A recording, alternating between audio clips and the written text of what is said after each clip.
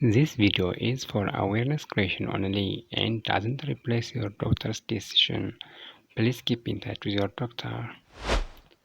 ሰላም ጤና ይስጥልኝ ውድ የቻናሌ ቤተሰቦች እንደምን ሰነበታችሁ? ለጤናችን ትኩረት እናድርግ። ጤና ለሁሉም ነገር መሰረት ነው። ጤና ይስጥልኝ። በዛሬው ዕለት ከፍተኛ የደም ግፊት ምንድን ነው በሚል ርዕስ ተዘጋጅቻለሁ። አብራችሁን ቆዩ። ከፍተኛ ደም ግፊት ወይም ሃይፐርቴንሽን ምንድን ነው? ደም በደም ስሮች ላይ የሚያሳድረው ግፊት የደም ግፊት ተብሎ ይጠራል። የደም ግፊት እንዴት ይለካል? አንድ ሰው የደም ግፊት በሁለት አይነት ልኬቶች ይታያል። የመጀመሪያው ሲስቶሊክ የደም ግፊት ወይም ልብ ደም ለመርጨት በተኮማተረችበት ጊዜ ደም ስሮች ላይ ያለ ግፊት ነው። ሁለተኛው ዲያስቶሊክ የደም ግፊት ልብ በማትኮማተርበትና ደም በምትሞላበት ጊዜ ደም ስሮች ላይ ያለ ግፊት ነው። ስለዚህ የደም ግፊት ሲለካና ሲዘገብ መጀመሪያ ሲስቶሊክ በቀጣይ ደግሞ ዲያስቶሊክ ነው። ለምሳሌ 120 በ70 ቢባል 120 ሲስቶሊክ ሲሆን 70 ደግሞ ዲያስቶሊክ ነው። የደም ግፊት ልኬታዎትን እንዴት መረዳት ይችላሉ? ጤነኛ የደም ግፊት የሚባለው ሲስቶሊክ ከ120 በታች ሲሆንና ዳያስቶሊክ ከ70 በታች ሲሆን ነው። በመጨመር ላይ ያለ የደም ግፊት የሚባለው ሲስቶሊክ በ130 እና በ139 መካከል ሲሆን ዳያስቶሊክ በ80 እና በ89 መካከል ሲሆን ነው። ከፍተኛ የደም ግፊት የሚባለው ደግሞ ከ140 በ90 በላይ ሲሆን ነው። የከፍተኛ ደም ግፊት ምክንያቶች ሊሆኑ የሚችሉ ነገሮች ምንድን ናቸው?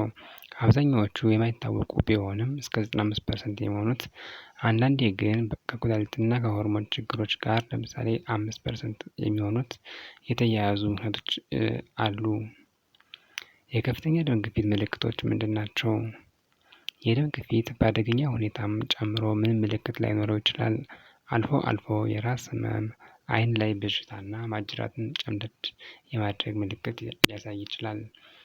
በጊዜው ያልታከመ ከፍተኛ የደም ግፊት በልብና በደም ቱቦዎች ላይ ተጽዕኖ በማሳደር ለልብ ድካም፣ ለስትሮክ፣ ለኩላሊትና ለአይን በሽታ ሊዳረግ ይችላል።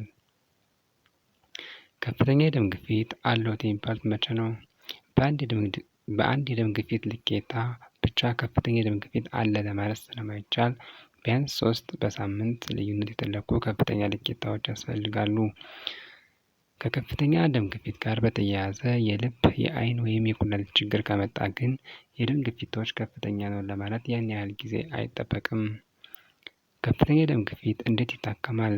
ሕክምናው የአኗኗር ዘይቤን በማሻሻል እና መድኃኒትን በመጠቀም ይስተካከላል። ጤናማ የአኗኗር ዘይቤ ዋነኛው የደም ግፊት ሕክምና ነው።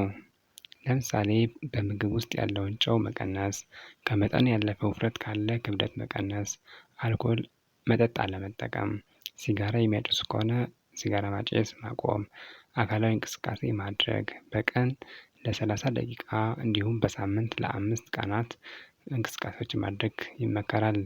ከዚህ በተረፈ በሐኪም የታዘዘ መድኃኒት መጠቀምና ክትትል ማድረግ ነው። ጤናማ የአኗኗር ዘይቤን የተጠቀሙ የደም ግፊትዎ ከ140 በ90 በታች አልቀንስ ካለ መድኃኒት መጀመር ሊያስፈልግ ይችላል።